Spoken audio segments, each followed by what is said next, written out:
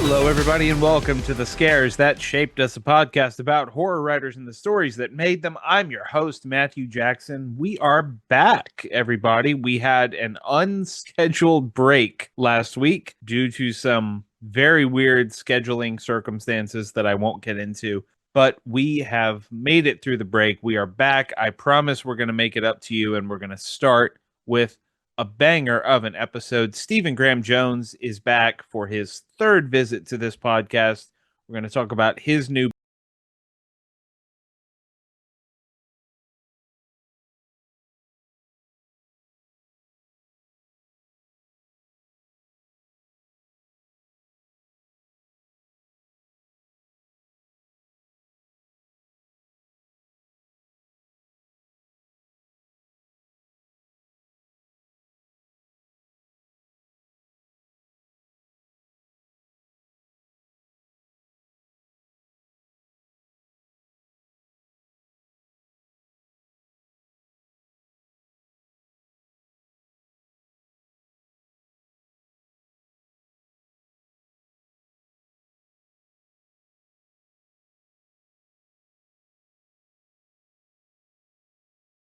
Film Festival held every summer. They are committed to making the virtual experience just as satisfying as the in-person experience. And for those of us who can't make it out to the actual event, we really appreciate it. They're great. They also do a selection of repertory screenings that they call Red Eyes because they're all essentially midnight movies. And while browsing through the Red Eyes for this year's festival, I found a slasher film called Killer Party, which is a Canadian slasher film from the mid to late 1980s. That's essentially just about college students trying to throw a party, but people keep getting killed. It's a classic slasher movie trope, especially for that time period, but it evolves in ways that I did not expect, and I was absolutely delighted by. I have seen a lot of 80s slasher movies. I try to see them all. I'm still on a quest to see them all. Obviously, there are hundreds and hundreds. I had not seen Killer Party before Chattanooga put it on their programming for this year, and I absolutely loved it. And I'm telling you, if you like slasher movies, if you want to see a slasher movie that really plays with the expectations of its chosen subgenre, you should go check out Killer Party. You should also read my review of Killer Party, which I wrote as part of Chattanooga Film Fest coverage over at Dread Central. So head over there, check out that review, check out the movie. Hope you enjoy both.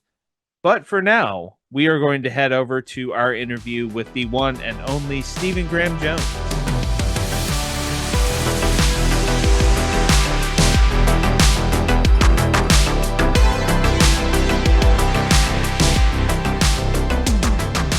Joining us this week on The Scares That Shaped Us is one of the best friends this show has ever had. He is the Bram Stoker award-winning author of books like The Only Good Indians, My Heart is a Chainsaw, and I Was a Teenage Slasher. His latest book is the Saga Double, collecting two of his novels, Killer on the Road and The Babysitter Lives. It's out July 15th. Stephen Graham Jones, welcome back for the third time.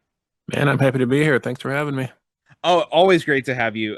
Before we get into book talk, I want to ask, because it is summer and you're out on those bike trails. How are the trail snakes this year? They're fast, man. They're like usually I get to play with the snakes. I can, find a big 4 or 5 footer and play with it for a while, but lately they get gone, man. I don't know, maybe they think I'm a hawk. I don't know what's going on, but they're quick. Is it mostly like Western Diamondbacks and stuff like that?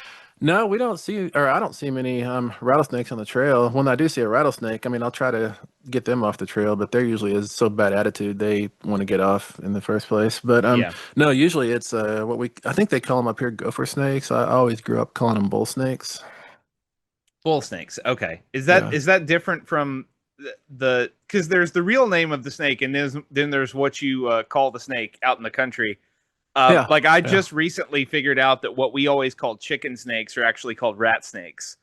Oh, yeah, I've Um, heard both those. Yeah. which Yeah. is very funny. So it hmm is bull snake the actual name, or is that just the I don't even know what the actual name is.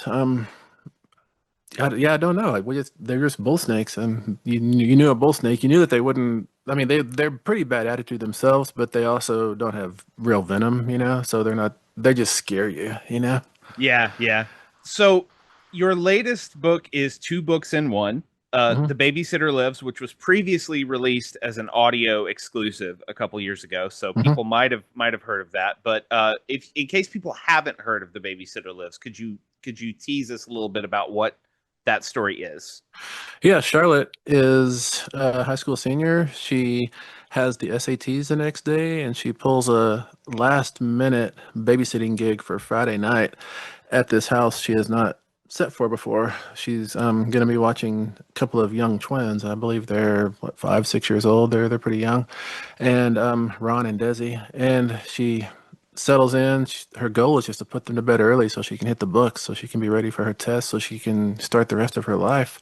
However, turns out this house has other ideas. It's not a normal house. There are chutes and ladders. It's bigger than it looks and smaller than it looks, and there's different levels, and it's trying to eat her basically.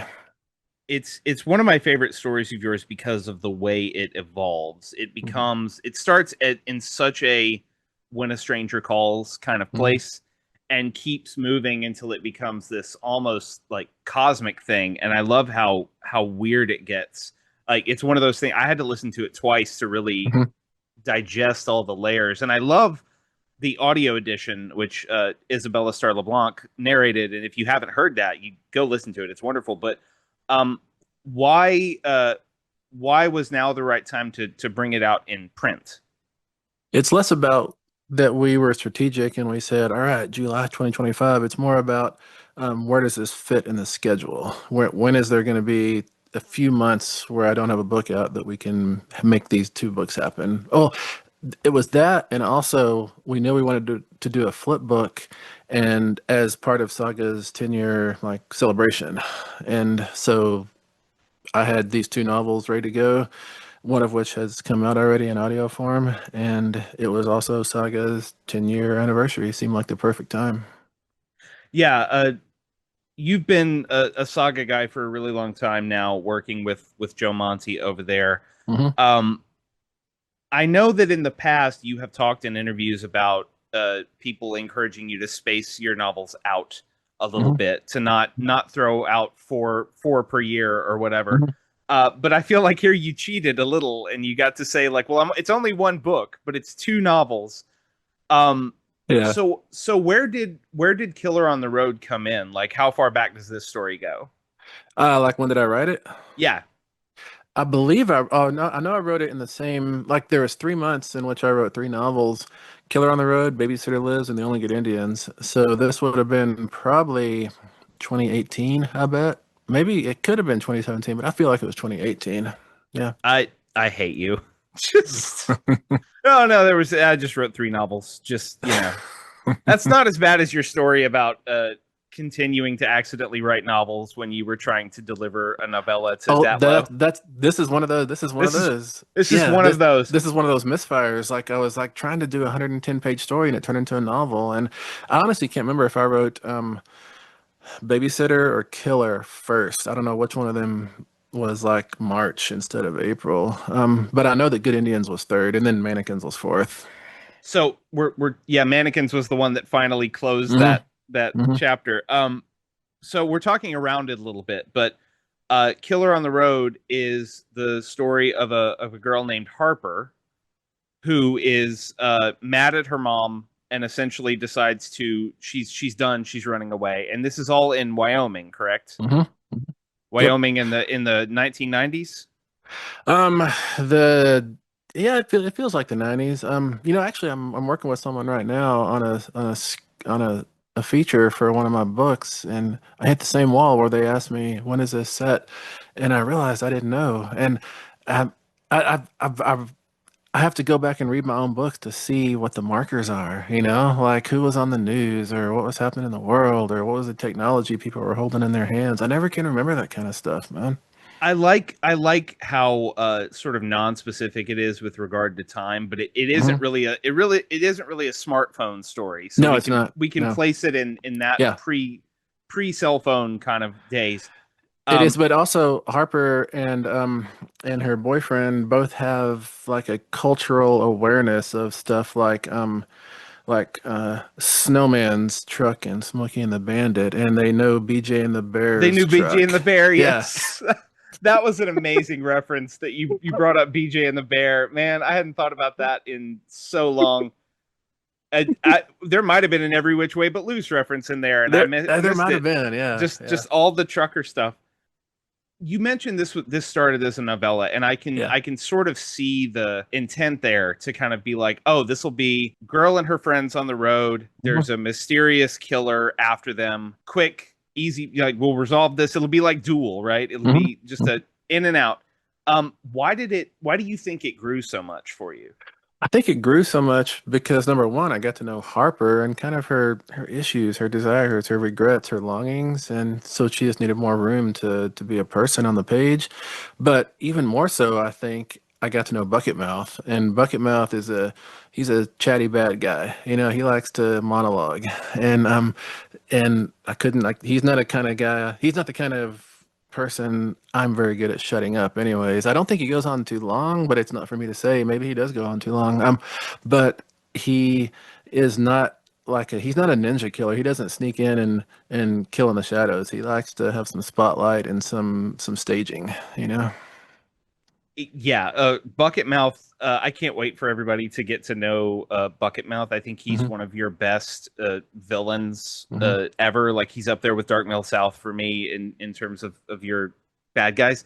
Hmm. Um, but it's also just such a fun road novel, and it captures certain very specific things that I think younger people will not really be aware of, which is essentially like, what was it like to be out on the road in the middle of nowhere when you didn't have a GPS in your pocket or a phone in your pocket or whatever? And Yeah. it was, you know, it wasn't necessarily dangerous. There Yeah. wasn't a killer chasing you all the time, but like you could get into some very strange situations when you didn't really have any like resources at hand. And I love reading these people going through Mhm. that particular journey that's kind of a lost version of America.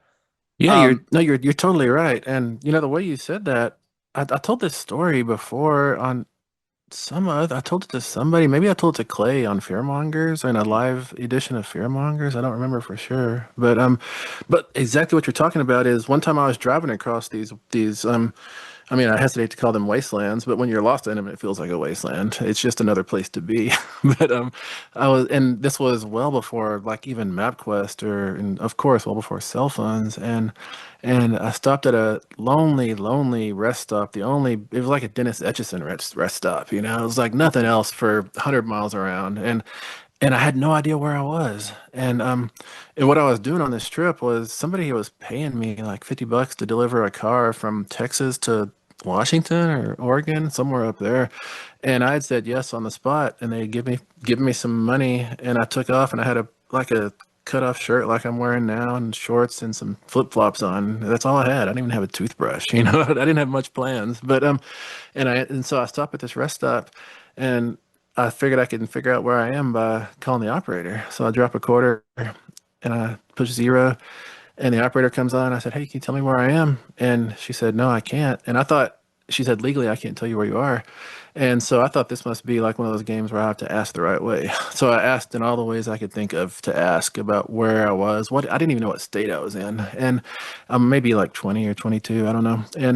And she cannot tell me. She was really insistent, "Sir, I cannot tell you where you are." And she couldn't even tell me my like area code. I thought maybe I can get it from area code. I don't know how I would have done that, but and so finally I just gave up. I said, "Well, I guess I'll just keep driving the direction I was going." And so I stepped into the men's room, and it was one of those rest stops where the walls go like, I don't know, three-quarters of the way up, maybe seven-eighths of the way up, and then the top is like open so light can come in, so they don't have yeah, lights in there. And it's a big old low place, big old long wide bathroom. And I walk in and it's all dark because my eyes aren't adjusted, and my sandals, my flip-flops are squelching and trying to stick to the floor. And I'm like, it's one of those kind of places. I better be careful. You know, we've all been in bad places like that. yep. And I make my way over to the urinals, and when I'm walking away from the urinals, my eyes are adjusted better and I can see what I've been stepping through. And I thought it was just like an overflowed toilet, which is bad enough, but it was blood. The whole bathroom floor was covered in blood and it was getting tacky, and the stall doors were closed. And I looked at those stall doors for a long time and thinking about should I push one of them open? Because this was like more blood than a person would have. This is as much blood as a cow would have. And it didn't smell like deer or elk either. So I don't know what it was. I know I left though. And on the way out, I stepped out of my flip-flops and dropped them in the trash and drove barefoot for the rest of that trip, man. Oh my God. I have heard this story before and I don't Mhm. remember where I heard it. Yeah. It might have been the King cast. I don't know, but Oh, it could have been. Yeah. I remember this story and I was gonna ask you like what your like spookiest, scariest like road trip encounter was, and I think that's probably the top, is it? Yeah, I bet Yeah. it is. Well, let me think. Yeah, the best. I've got a secondhand one. It wasn't me. It was a friend. I think it's scarier, but this is the scariest one I've had. Yeah. Yeah, I was thinking about it because I knew I was going to ask you this, and like mine is much more is like less creepy, but it's more of a panicky like driving story where my first car was a 1995 GMC Jimmy, Hmm. which we bought in like 2002, so it Hmm. had quite a few miles on it. Like we bought it at a dealer auction because we knew a friend who was a used car Yeah. dealer. So we got it super cheap and that thing was always breaking down. And now I know a little about like now I Hmm. can generally have a little better idea of what's going on in a car and Hmm. understand. Even if I can't fix it, I kind of know. Back then, nothing. I had no knowledge Hmm. of how this thing worked. But I had that car for a few years, and I was driving from my parents' house to Huntsville, Texas, which is about 2 hours to visit a friend. Got there, visited my friend, driving back, and it's after midnight, going up I-45 in East Texas. Piney woods on either side of me, nothing out there.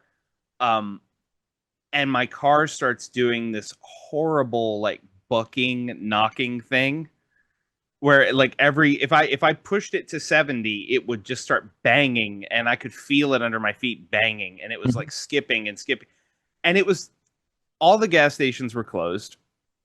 I couldn't call the tow truck. I didn't even have a number for a tow truck. I couldn't have afforded a tow truck. And my car literally I was like my car might just explode. I don't know what's about to happen. um it turned out I somehow got like sediment in my gas tank, and that was the Ah. driver of a lot of this. Was Yeah. something had happened, and the spark plugs were reacting to that. But Yeah. um, it was I was just driving. I was like, okay, well, I can either try to drive home and see if my car blows up, or I can try to circle back and see if my friend's still awake, or I can just stop here and I drove it home. I don't remember exactly how I drove it home, but I got there. But yeah, there's a version of me somewhere where that car Yeah. just ran off the road and I'm dead on I-45, man. Um, That's a bad place to buy it. I yeah, think I do have one scarier. To me it's scarier. It doesn't sound scarier, but it's so much shorter. I'm 17 and a friend and I are coming back. I'm living out in Greenwood, Texas, outside Midland. We're coming back from Midland to Greenwood. I'm on a road called 1120, a little farm to market road, about 2:30 in the morning, and we're both pretty tired. And I'm in my 76 F-150, and I look in the mirror and I see just all these like colored lights, blue, red. Blue and red is what I remember. I don't know if there was more. And we straightened up. We're like, oh, here's the cops, and and I remember my friend was looking back and he said, dude, that's not cops. And I turned around, instead of looking in the mirror, I turned around to look through the back glass, and he was right. These lights were not on the road. They were well above the road, like probably twice as high as a utility pole. And I thought, oh, man, a plane must be in trouble. It's coming to land here on the highway on top of us. And it was coming fast and it's just swooping right in. And that memory just cuts off right there. I have no idea what happened. oh my gosh. Yeah, oh man, that's amazing. Uh, I want you to write a story that's like what happened with the rest of that. Man, it'd be like that sketch with the three UFO abductees on Saturday Night Yeah. Live. Yeah. Get a Kate McKinnon character in there. Um, so we have a very cool topic this week. When Steven and I were talking about this, he mentioned a road movie, a road horror movie, which I'm not gonna say because we may talk about it someday. So we'll just leave that a mystery. But we were gonna maybe talk about road horror because Killer on the Road is road Mhm. horror. But you also suggested a short story by Gene Wolfe, who is a guy mostly known for like sci-fi and fantasy, for stuff Mhm. like the Book of the New Sun. He's not necessarily a horror guy, but you said that this story was essential to you, and I went and read it, and from the first paragraph went, "Oh yeah, I know why Steven likes this." So, and I love talking about short fiction with you because you're one of the great practitioners of it in the genre. So, we are talking about a story called A Fish Story, written by Gene Wolfe. I read it through Steven because he passed along a scan of it. I don't actually know where this is collected, but I'm sure if you do some Googling, you will find places like there's been a lot of Gene Wolfe short fiction retrospectives over the years. Mhm. So you'll find it. But Steven, what made you bring this particular story to us?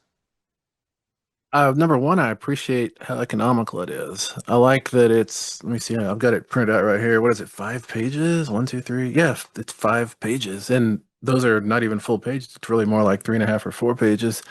Um, and in those 5 pages, I think it has one of the most lingering, effective scares that I've encountered in horror fiction. Actually, I want to say, I read this probably in the mid 90s. My memory is I read it in either Blackwater or Blackwater 2, which I've got those on the shelf over here. I should have pulled them off and confirmed that, but I think that's where I read them. I remember reading those anthologies and thinking, this is what I need to do for the rest of my life, you know? And I remember I associate them with the 90s. Maybe, who knows, maybe they came out in '02 and I'm all messed up with my dates. It happens all the time. But what I like about this story is all the ways that Gene Wolfe so craftily disarms us and misleads us, and it's all in service of ambushing us with something completely unexplainable that is left open.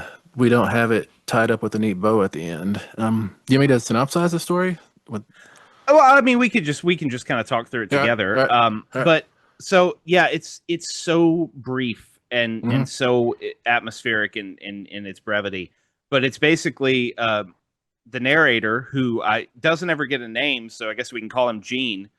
mm-hmm, Because he says like I'm a fiction, like the opening paragraph. This is such a Stephen Graham Jones thing too. Is said I'm a writer of fiction, so I'm paraphrasing. You're gonna think I'm lying because people think I'm making stuff up all the time mm-hmm, because it's my job. But I promise you, this story is true. And then he says, so it might not be entirely adequate, meaning that like it's not a complete story because it's not mm-hmm. fiction. It's a real thing. And then he tells the story. Three friends, Bruce, Rab, and the narrator Or are David, are right? Is it David? I thought it was David. It could be Bruce. is it it's Bruce. Yeah. Oh, it's I'm Bruce. I'm All right, looking thank I'm you. looking at it right now. Yeah. Cool. Yeah, I've got it here, Um but I don't have my glasses on, so I can't see. so they're fishing. They're just on a fishing trip, three Hmm. friends on a fishing trip, and they start talking about UFOs, oddly enough, in keeping with the story you just told us. Hmm. And then that turns to like ghost stories. And Rab makes it clear that he doesn't want to talk about ghosts. He doesn't like it's not that he's scared of ghosts, he just doesn't like talking about ghosts. Hmm. And we learn that part of that is because he grew up with an aunt who was a spiritualist and made him do like seances and Ouija board stuff all the time. And then it's the narrator just basically recounts the story that they finally make Rab tell. And I wonder if you would take it from there and tell and talk about what the story Rab tells is. Yeah, well, first of all, the story that Rab tells, like, so there's the encasements in this. First, there's a title, a fish story, which is what we all know, like, idiomatically means an exaggeration. The one that got away was so much bigger, or Yeah, yeah. I'm telling you something fantastic here. And then you have Gene Wolfe doing that autofiction-y thing on the outside shell, and saying, you're not going to believe me, like you said, you're not going to believe me because I'm a fiction writer. And then it's a story of these three dudes going fishing, and then within that, it's a story of sitting around the campfire telling ghost stories. So in these, in like 500 words, he's got all these levels to the story already, and we're traipsed through them. We're held by the hand. We never feel lost for a moment. And the story that Rab tells is his Aunt Elspeth is dying, and he is the only family member available to go sit with her while she dies. And it's a pretty, I don't know, what would you call it? It's not a great relationship the two of them have. They don't seem to care for each other very much, but they're all Yeah. each other has. And he asks her just out of the blue, um, he asks her the exact opposite of what we've heard so many people ask in horror stories. What we always hear someone ask a person on their deathbed is, if you can at all do it, give me a sign. Move the sugar shaker, or write with your finger on the foggy window, or something. Tell me that you persist. Tell me there's another world. Tell me the afterlife is real. All that stuff. But he asks Aunt Elspeth, if you can do any of that, don't. Don't tell me. Don't. I don't want you to tell me. I don't want confirmation. I guess Rab would rather either not know or not have any more contact with her. I'm not sure which one it is. Yeah. But and then while he's sitting with her, she's in her oxygen tent. She she dies, and instead of alerting the nurses or anything, he's like, I guess I'll leave. She's dead. And on the way out, he is about to cross by the waiting room. He sees himself sitting in the waiting room in clothes he's never had, reading a Reader's Digest. And I still get chills, when I say that. And I mean, it's a doppelganger story, yeah, but it's a really weird one. And he watches himself for minutes, and the him in the waiting room never senses himself being watched. And finally, the nurse comes in and tells the other Rab, "Your aunt is dead," and they leave together to go view her, I guess. And the narrator, um, at the campfire, Rab, he sneaks in, gets that Reader's Digest, and never reads it. So he's kind of got an artifact from possibly another world, and it's so neat to me that he's never read it, and he has no explanation for this whatsoever. The narrator, the Gene on the outside of the story, closes it out by saying maybe this was Aunt Elspeth's revenge on him for she had been requested not to give him a sign. Therefore, because she hates Rab, she jacked with reality with her dying spiritual breath or whatever it was and put a scare into him. But I don't know. I think that is the narrator trying to find a neat solution. And I don't think this is a story that is accepting of solutions. I think this is a story that's fundamentally uncrackable. It's just it's like every one in 1,000 times you walk a place, if you look in the right room at the right time, you're gonna see something you should not see. And I feel like that's what happened to Rab, and that to me is so disturbing, so off-putting, so terrifying. Yeah, it's so eerie, and it's made eerier because the narrator is try like you said at the end, he's trying to sort of justify, like, Uh-huh. well, it must be this. He's trying to put some kind of logic, however strained, to it. And then the creepiest part of the story for me is that they tell Rab tells this story, and then they all go to sleep. Hmm. And at the very end, Rab wakes up screaming in the night, Hmm. and they sit up, and he screams, like, I think he screams twice. And Bruce, the other friend, says, "Oh, just an animal was making noise. Go back to sleep," because he doesn't want to freak Rab out. Hmm. And then the narrator closes the story by saying, like, "Yeah, but there was something screaming up on the bluff. It Yeah. it might have been a wildcat or something, but something was up there screaming." Hmm. Um, which suggests maybe the doppelganger is out there. Maybe it's just their imaginations. Maybe it's Rab echoing, which Hmm. echoes are kind of a clear thing I pick up in reading this. That's very evocative. But the other Yeah. thing that I find interesting about the hospital scene is he interrupts. He doesn't just like ask her to not tell him that there's an afterlife. He interrupts her while she is essentially reminiscing about childhood. Hmm. He says, like, I sat with her for 5 or 6 hours, and she talked constantly about her childhood home and everything in the childhood home, and her father and her mother and her sister, my mom. And she kept talking so much that even when she would pause, I heard her voice in my head. Hmm. And he interrupts that and says, "Hey, when you die, don't give me any signs. Like, I don't want to know that you're a ghost. I don't want to know that anyone's a ghost. Don't bring that shit back into my life." Because, he says he one of the reasons he disliked her is because she was always pushing that stuff on him when he was a kid. Hmm. So he's just like, just drop it. I don't need any of this. Hmm. And he says that she stopped talking and just glared at him. And she glared at him so hard that when she died, she was still glaring at him. And which I think is part of the reason why he left and didn't tell anybody was he was just like, oh, Yeah. she's still staring daggers at me. I just have to go home. And I love that that's sort of it is this you get two competing ideas of memory and what they do to you, because like clearly this woman is trying to recall the best parts of her life, like the golden things that she wants to hold on to, and Hmm. he's just like, this woman just would not leave me alone my entire childhood. She's so weird. I wish I was not here, but I have to be. um yeah, and this is, Yeah. again, this is all in like 500, 600 words. It's all Yeah. there, Yeah. and it's just so It is. And so also brilliant. it's weird. It's weird to me. I don't have an explanation for it.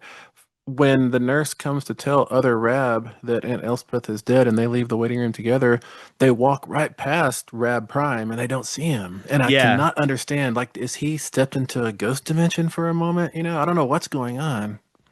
yeah, it's never explained as much as the narrator tries to find some kind of Yeah. connection there.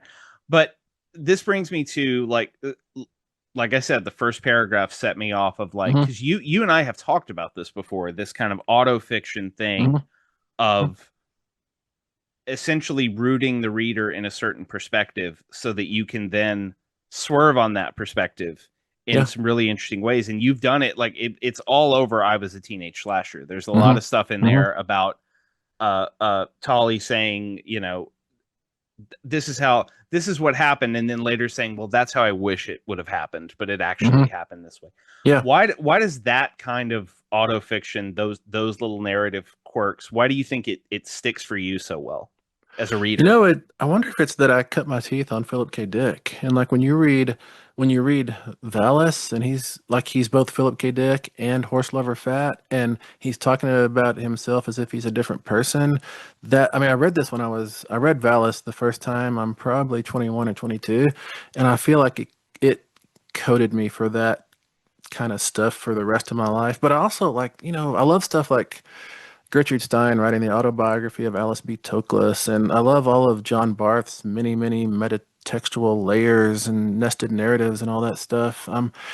That kind of stuff is endlessly fun, and I guess Bret Easton Ellis does it through a variety of, like, recently in the Shards, right? But Lunar Park, he does it in a lot of his stuff as well.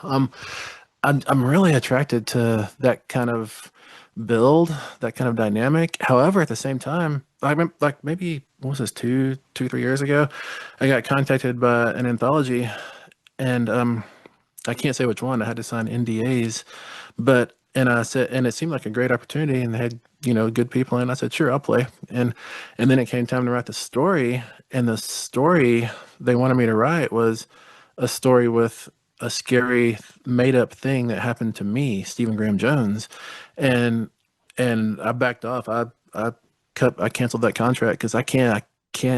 I'm really weird about that. Like, maybe another way to say it is in True Believers, a comic book I'm doing with Hex Publishers. Um, a variety of friends wanted to be on in a panel dying in the worst way I could think of, and I wouldn't do that for any of them because I am way too spooky and superstitious to kill one of my friends on in a page, because if that really happens, I'm going to feel pretty bad, you know.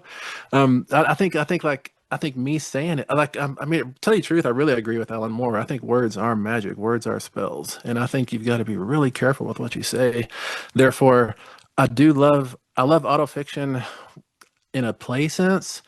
I don't love it in a sense of allowing something into the world, I guess. Well, this is interesting because I know you've talked in the past about using elements of your own life, whether that is Yeah, stories or observations or characters or whatever, yeah.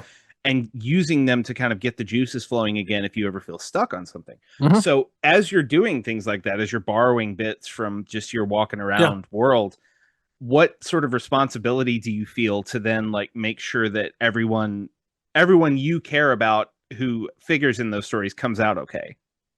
Um, I think the responsibility I feel is I feel a certain fidelity to the scene as it happened. And so most of the times when I am laying down those scenes in a story, a novel, whatever it is, then I really have a lot of respect for the way it actually happened. And I let it happen the way it actually happened. And I don't feel bad about that at all. Like, I really feel like as a writer, I'm only able to render on the page emotions which I've to some degree felt. And so I've never like killed anybody, but I have hurt some people's feelings. And so I can engage that hurt somebody's feelings and put a foot pump on it and pump it up to 15. And that approximates what I suspect murder must be like, that's how I get at those kind of feelings, if that makes sense.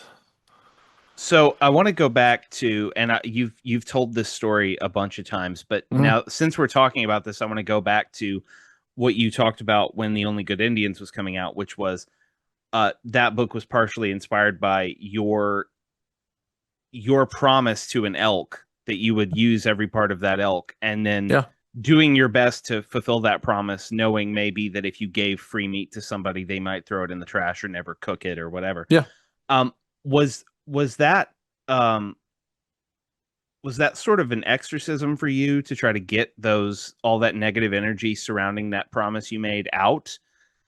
Were I, you conscious of that at the time? I was conscious of it. It didn't feel like a exorcism and it didn't feel therapeutic. It felt like I can't stop thinking about this, therefore it's the only thing I can write about. Is that kind of you've said many times I don't write books to remember them, I write them to get them Hmm. out of my head. Hmm. Is that kind of the constant that keeps driving you to the keyboard?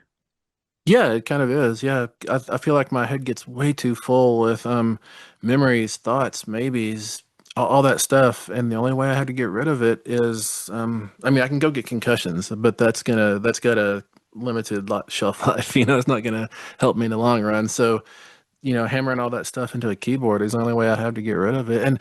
And but also like some of the memories I don't want to get rid of. I want to hold on to some of them for sure. Yeah, it's oh gosh, I just lost my train of thought. Um, yeah, in my own writing, it's very similar, fiction and nonfiction. That like there, I equate it to a pressure valve in my Hmm. head that it gets to us. It's like the boiler room in The Shining. If it Hmm. gets to a certain pressure, you have to go pull the lever and Yeah. let that steam out. And if you don't, you're gonna explode. I agree. Yeah, if you don't, then I think I wrote this somewhere. Then pretty soon you're in a dark alley dragging hefty bags of body parts around, and that doesn't last long either. So I want to talk a little about the composition of short stories for Hmm. you because you've written so many and they range so widely in terms of tone and length and subgenre and all of that. Um, how do you approach short fiction? Ray Bradbury talked about um, he had a routine where he would start a new short story every day, even if he Hmm. never finished it. He would just like start. Um, what is your short story process? Do they emerge fully formed for you? Are you just playing with concepts? How do you go about it? Uh, tell you the truth, the way I go about stories, probably 70% of the time is an editor says, "Hey, are you still writing that story for me that you said you'd write 6 months ago? It's due tomorrow." And I'm like, "Oh yeah." And so I have to write a story in the afternoon really fast. I have to pretend like I've been thinking about it this whole time, and I don't ever think about a story beforehand. I don't think that doesn't help me even a little bit. And I never know where a story is going either. Sometimes I'll have a scene or a situation, like wouldn't it be funny if they were trapped in a bank vault with a honey badger, and that's a story. That can be anything. And all I really ever have with a story is a first line, and if that first line is balanced correctly, then it opens up into a paragraph and a page and a scene and a story, you know. And I just did that for I had a story due to Ellen Datlow. I had to do that a couple of maybe 2 or 3 weekends ago, and I jammed that out in the afternoon, and I really like it. It was a really fun story, and Ellen told me people are really gonna hate you for this story, and so I'm getting ready for that too. When is it coming out? I don't even know, man. Okay. Let me think. I forget which book it's even for now. Oh, okay. Well, we'll keep track of everything that Ellen is releasing because she always puts out great stuff. Yeah, she I mean, does. anytime I'm like, oh, there's a new Stephen Graham Jones story in this, I'll get it. Um, I need to get Ellen on the show. That'd be fun. Yeah. Anyway, I wanna talk about a specific short story of yours just because it's one of my favorites, Hmm. and I've never gotten to talk to you about it before, and I think it has some bearing on this story. And it's a story, I believe it's called Creatures of the Night. Oh, is that the one about I mean Oh, vampires, werewolves? the one about the Bigfoot hunters that Yeah, turns yeah, into, yeah, yeah. yeah, yeah, yeah. So it for those who we're going to spoil this story, so if you haven't read it, it's in one of Datlow's books. I forget which one now, but I it's think it's about Screams from the Dark, maybe that something like sounds that. right. That Yeah, sounds right. yeah.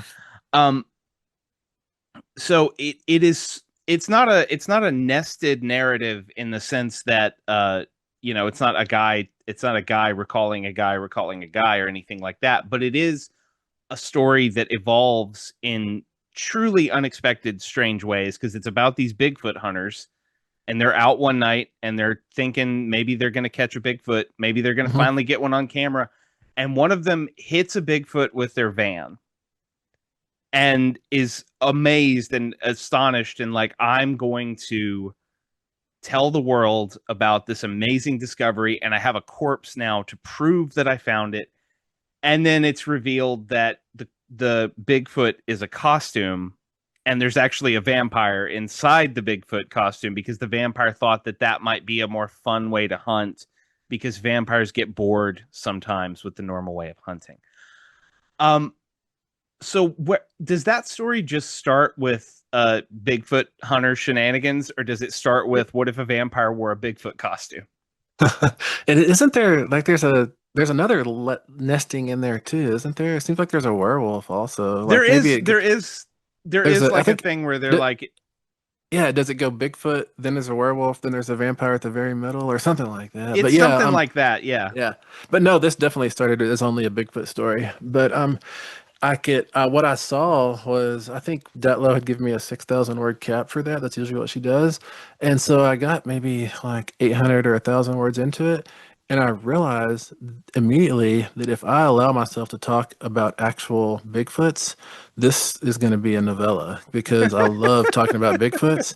And so that told me immediately this has to be a fake Bigfoot. And so then I had to come up with some reason for someone to be having a big time out in the woods in a Bigfoot costume, and I landed on werewolves and vampires.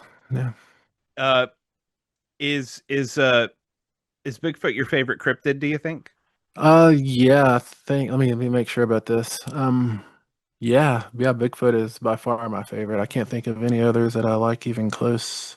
I like Spring-Hilled Jack, I guess, but not nearly as much as Bigfoot. Spring Hill Jack is so cool. Yeah, I'm a Mothman yeah, guy just because I can never drill down to like understanding the Mothman. I feel like I'm I gonna agree. keep trying forever because it's just I agree. No, that I love so Mothman strange. too, but I try not to engage Mothman stuff because it's like this fish story. Because Mothman never has an explanation. It's always Mothman legitimately scares me, man. Can you say that last bit again? Because your mic cut out. I didn't hear Oh, it what you did. said about Sorry about that. Mothman. Yeah. Yeah, no, Mothman to no end, but I try to avoid Mothman stuff because Mothman stuff scares me. Oh, wait, this I see what happened. My mic did go weird. I got a little alert there. It's Mothman interference. The It Mothman is. doesn't Oh doesn't want man, us trying to explain this stuff. doesn't. I'll answer Mothman. No, I love Mothman to no end, but I generally avoid Mothman stuff too because Mothman, just like this a fish story, has no explanation. It's terrifying to me. Bigfoot is not terrifying. Bigfoot makes my heart bigger, but Mothman makes me shrink into a corner, you know? Yeah, I don't find Bigfoot. I mean, I say this as I'm working on a horror short story about Hmm. Bigfoot that is a Hmm. scary Bigfoot. I'm not scared of Bigfoot. I am fascinated by Bigfoot. I'm scared of Mothman. Ah, Um, Bigfoot, yeah, Bigfoot's just so warm to me. Like the idea that they're out there and just kind yeah, of living their lives, and I know. they make sense. They're creatures of the forest Yep, who just like their lives in the forest, and they don't I want us to agree. bother them. It's wonderful. It is. I mean, and to tell you the truth, I've got so many, I've talked to so many people, on the reservation specifically who say that they've seen Bigfoot and they, the details they have are really compelling. And I like, who am I to not buy that, you know? But the Bigfoot I believe in is the one in Michael Chabon's Summerland, that YA Mm, novel he did. I love hmm those Bigfoots that they just like to walk, but they sometimes come into our dimension and then a quarter mile later they blip out of our dimension. That's why we never find them. Yeah. Well, James Tynan in the Department of Truth has the amazing explanation that ties into the Mitch Hedberg joke about I think Bigfoot is Yeah, blurry. blurry. That's the problem. Yeah. Yeah. And his explanation is basically that all of the cryptids are only as strong as our belief in them. So Hmm. when they emerge, he calls them fictions because when they emerge, it's because enough people believe in them that we can perceive them. But because not everyone believes in them, we can only perceive them so much, and so Yeah. they get blurry and weird, and it hurts your eyes to look at them and things like that. Oh, I like that. Yeah, That is it. Department of Truth is brilliant. Huh, I've Um, not read that. I've read some of his other stuff, but I've not read that one. I like that, man. yeah, it's my favorite comic on the stands. But anyway, All right. um, I wanna ask too about continuing this discussion of short fiction, and we talked about a fish story as an exaggeration of reality, but also as this completely inexplicable thing, and that Hmm. brings me to the Spider Box, which Mm. is a story of yours that I have read many times, probably more than any of your other stories, Hmm. because I just want to every time I reread it, I'm like, I want to understand how he put this together, how his imagination built this thing in this way. And I don't know that I ever have figured it out, and I kind of don't want to because I just Hmm. it's just such a fun story.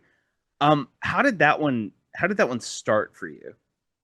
It started by just this. I had a cardboard box that kept being around the house that for some reason I wasn't recycling, and I got kind of haunted by it, you know. And I thought, what's up with this box? And then I decided, what if spiders started coming out of that box? More spiders than the box could hold, and it just became Spider Box, you know. It was uh, just a. I mean, I wish I could had some grand design or anything, but really, I just got spooked by a cardboard box. So one thing I don't know that I've ever asked you that I've always kind of wanted to Hmm. ask you is your stories, and this is true of novels. I mean, it's true of the Babysitter Lives and Killer on the Road, and countless other things. They have so many wonderful swerves in there that they don't ever feel false. I've read so many books and seen so many movies where there's some kind of swerve or twist built into it that you can tell someone would just went, and now I'm going to do the twist and Hmm. everyone's going to lose their minds because Hmm. I brilliantly built this up. Hmm. Whereas with you, it's very much like, okay, there's a box, spiders start coming out of it, and then we just are haunted by that image until one of the members of this family is like, well, what if I built that box on a grand scale? What if it was as big as a building and it was the exact Hmm. same dimension scaled up? What would happen then? And that's just such a fascinating turn. I mean, even we just talked about Creatures of the Night, the idea that it's a Bigfoot story, except it's not a Bigfoot story because another monster wearing a Bigfoot costume. Hmm. Are you aware of these turns your stories take as you're writing them? Do you in the process of composition go like, oh, this is where it's going to turn, or is it Hmm. really just a natural extension of your imagination? I think what happens, and maybe for me, mapping the interior is probably the best example from my own stuff I can think of that does this. I get to a place that feels like the end that I saw coming like 3 pages before. And I get there, or also Leadfeather does this as well. Both Leadfeather and Mapping the Interior both do this. I get there and I'm like, well, that's not enough. I got to do more. And so the more that I push myself to do is what would be even worse, you know? So in Mapping the Interior, I found something far worse. In Leadfeather, I found something better and more satisfying. And in Spiderbox, I found a bigger box, you know? That seemed to me the natural next step. And I'll tell you the truth, I wonder if it doesn't come like back in, this must have been 2002. It could have been 2001.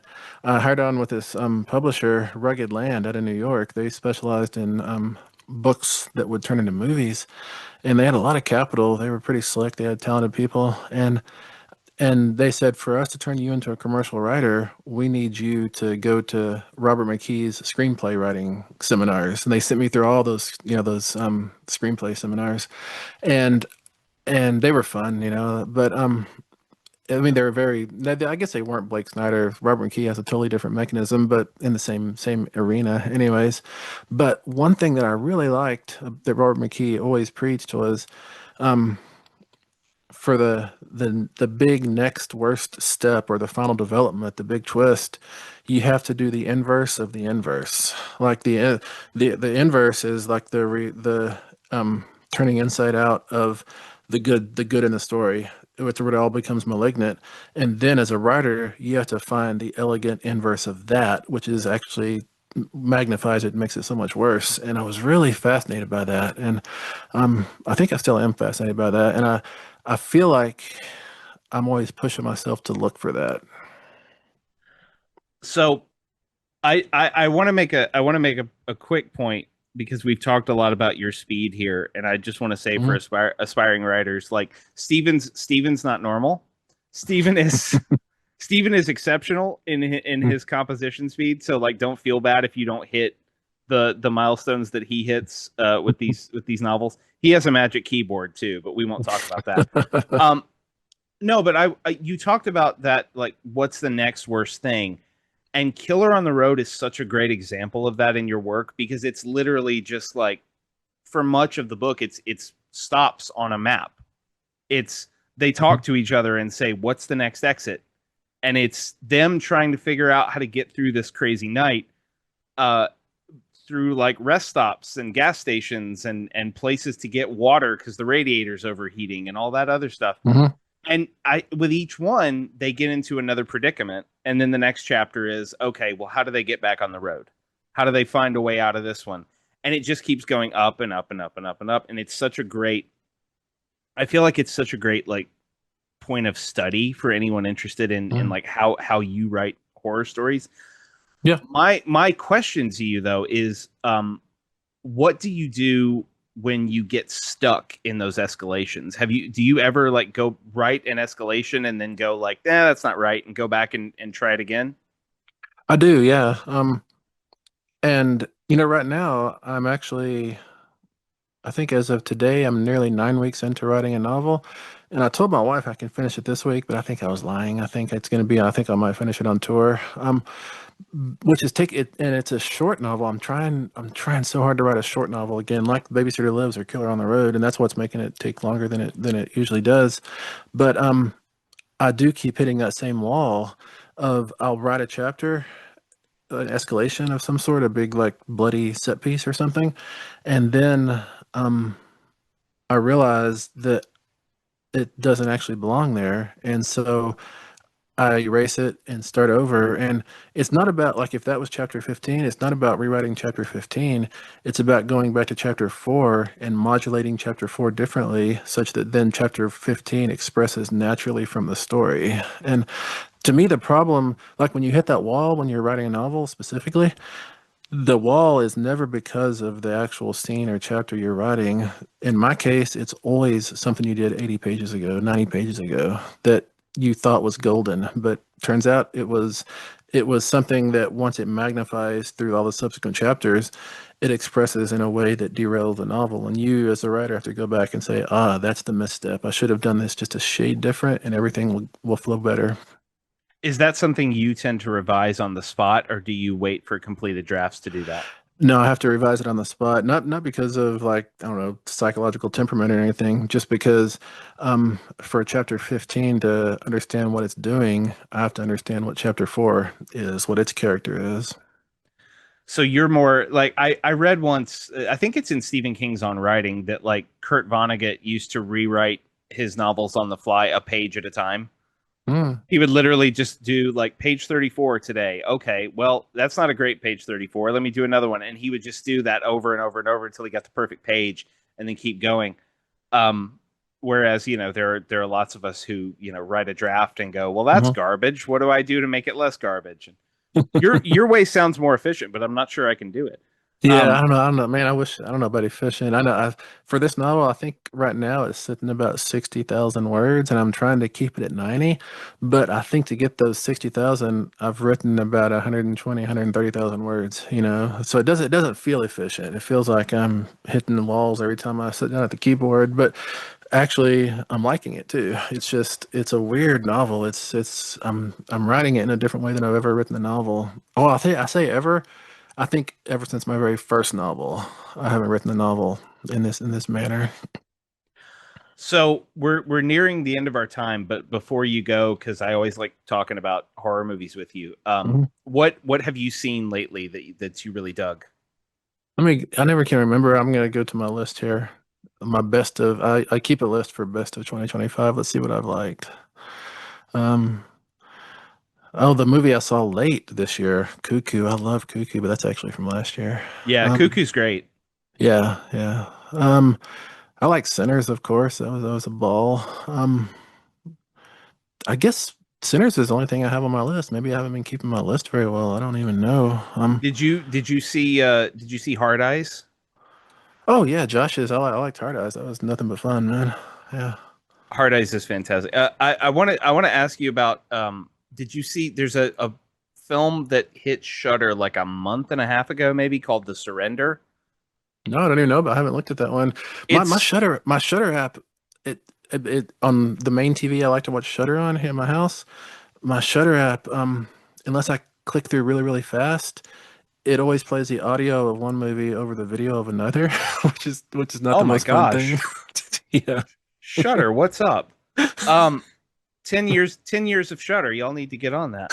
Um no, but The Surrender it's occult horror and it's basically the patriarch of this family passes away, and his wife essentially reveals that she has been planning ever since she knew he was going to die to do this ritual that will bring him back from the dead. Hmm. And it it is very much in keeping with the sort of vibe, lack of explanation, storytelling vibe that we have been uh, talking about this whole Hmm. time, which is like there are because it's very great because it sets out the rules of this ritual. Like here's what you Hmm. have to do for this to work, and then it explores what happens when those rules bend, either accidentally or on purpose. Like what do you do then, and how do you find Hmm. your way out of it? And it's Hmm. it's so it's so Hmm. good. Oh, that's Um, fun. No, I missed that totally. you I have watched some stuff on the Shutter lately, but I think I've been watching old stuff. This past like 2 weeks, I've been stuck in a Hitchcock rut. I've been watching a lot of Hitchcock, man. what's your favorite Hitchcock? Probably Rope. I like Rope a lot. Rope is so Yeah, brilliant. yeah, I yeah. love Rope so much. Hmm. I change my favorite all the time. Like Yeah, right now it's Notorious, but that's probably yeah, because that's just the one I saw most recently. yeah, yeah, So it changes a yeah, lot. But anyway, yeah. That's good um, though. When somebody has so many that it changes, that speaks really well of them, I think. oh yeah, like I keep meaning to go back and rewatch Vertigo, and so once I do that, that'll Yeah. probably be my favorite again. I just finished that one last night, and yeah, it was nothing but fun, man, for sure. It's funny. I'm when you said when you in reference to Fish Story, you were gonna ask me about one of my stories, and you asked about Spiderbox. I thought 100% you were gonna say Raphael because this time when I was reading Fish Story, I've read this story probably 40 times, but this time I finally recognized that my first published short story ever in Cemetery Dance back in 2006 has got to come directly out of this story because it's a story about people telling each other scary stories, you know? Yeah, I didn't. Yeah. Yeah, it didn't even occur to me. Like I was kind of going through the greatest hits in my head. Yeah. I didn't plan to ask the question about Spiderbox. I was just like thinking like, what Steven stories remind me of this? And oh, Yeah, Spider. yeah, Um, yeah. so I know that you have some tour dates coming up. You're doing Hmm. events for this book, but I also know Hmm. that there is always the next Stephen Graham Jones book. Hmm. What do you got coming up after this? I'm not, it hasn't been announced yet, so I can't say, but it's a 2026 Oh, book anyways. It's the one I'm writing right now. So the reason we haven't announced it is because maybe it blows up and just falls through my fingers and becomes nothing. I don't know, which is going to be bad because I already sold it. So. it's okay because there's somewhere in there there's a novella that's waiting to turn into another novel. Oh yeah, well I've got another novel written, which is far and away the most brutal thing I've ever written, and it'll probably make everybody hate me. And I mean, I don't think it works for me. I don't think it works for other people yet. So I need to figure out how to make it work for other people. As soon as I do that, that'll come out as well. I already sold it as well. So. Most brutal thing you've ever written is really something coming from somebody who wrote The Least of My Scars. Yeah, no, it makes William Colton Hughes look pretty tame, man. So you said that you've sold it, so I'm sure we'll see it Yeah. eventually. But this is I'm gonna I swear I'll wrap this up in a second. But now that Hmm. you've said this, it reminds me of the classic Pet Cemetery thing where Mm. King wrote Pet Hmm. Cemetery and put it in a drawer and was like, I'm never showing anyone this. This is too dark until he had a contract to fulfill, and then he was like, here. Yeah. Do you think it's possible for you to write something so dark that you wouldn't want people to read it? Yeah, I do think that's possible. Um, and actually, Least of My Scars was that for a while. Least of My Scars was my get out of a first option clause in a contract book. I would give it to publishers when they like I used to not, I didn't have any weight to throw around, and so I'd have to sign they get first look at my next book. And so over and over I'd give them Least of My Scars as my next book, and they would um graciously let me out of that contract, you know. I think I remember your last chat with Greg Green. You talked about that, and I was Hmm. like, that's a good problem to have. Just I have the one book that every publisher keeps being too scared to publish. Will you be the one? Yeah, that's great. Stephen, it is always great to talk to you. Killer on the Road / The Babysitter Lives is out July 15th. Can you let everybody know where they can find you online and what you've got coming up? I will just search my name, Stephen Graham Jones, with a PH, Stephen with a PH, which I think is the right way to spell it. And um, coming out, I guess, by the time this post, Killer on the Road, Babysitter Lives will be out. Before that, Buffalo Hunter Hunter. Next, I have, the usual stories coming out every month or two. I never can remember which ones where. There will be some reprints in 2026 coming out. And then if I finish this novel and it holds together and is something that people might want to read, this novel I'm working on now. All right. Our guest has been Stephen Graham Jones. Stephen, thanks so much. Always great to talk to you. Man, this has been a ball. Thank you. Thanks for reading a fish story, man. Thanks once again to Stephen Graham Jones for coming back to the show for the third time. Stephen could come on 20 times in a year, and I would not get tired of talking to him. It's always a great time when he stops by. Be sure to pre order or pick up when it comes out Killer on the Road / The Babysitter Lives. You may have already read The Babysitter Lives in its audio form. It's worth a reread. I've reread it now at this point, and Killer on the Road is no skips, all bangers, straight heat from Steven. It is an incredible page turner. So I hope that you go pick that book up and enjoy both of those stories. I also hope you go follow Steven on socials because even when he's not posting about publishing updates and things like that, he's just a fun follow. And I hope that you are following us on social media. If you are not, the best way to do that is to follow us on Blue Sky. We are at scareshapedus.bsky.social. That is where you will find new guest announcements, new episodes, giveaways we do occasionally. I think we have a couple coming up here in the next few weeks, and you have to be following us to enter to win the giveaways for free horror books. So be sure you're doing that. We're also on Facebook. We're The Scares That Shaped Us over there. We're also on YouTube, The Scares That Shaped Us on YouTube, if that's how you prefer to listen to your podcasts. Like, subscribe. We appreciate the support. If you enjoy the show, please feel free to leave us a 5-star review on the podcasting app of your choice. That helps us out a lot to get featured different places, bring more listeners in, which hopefully means that we can bring more guests in. And if you want to email me, you are welcome to do that. We have an email address for the podcast. We're scares that shaped us podcast at gmail.com. I'm always happy to hear from everybody. If you have something you would like to hear me talk about on air, you have a suggestion, a request, anything like that, always happy to hear from y'all. And please tell your friends if you enjoy this podcast. Signal boost us wherever you can. Next week, July 16th, we will be back with another brand new episode. Our guest will be Paul Tremblay, the Bram Stoker award-winning author of books like A Head Full of Ghosts and Horror Movie. We're going to talk about his new book, Another, a middle-grade horror novel that is fantastic and super creepy. And we're going to talk about the film The Quatermass Experiment from 1967, a Hammer horror, sci-fi, cosmic horror classic. So be sure to be back here next week for that chat with Paul. Until then, take care of yourselves, take care of each other. I'm Matthew Jackson, and this is The Scares That Shaped Us.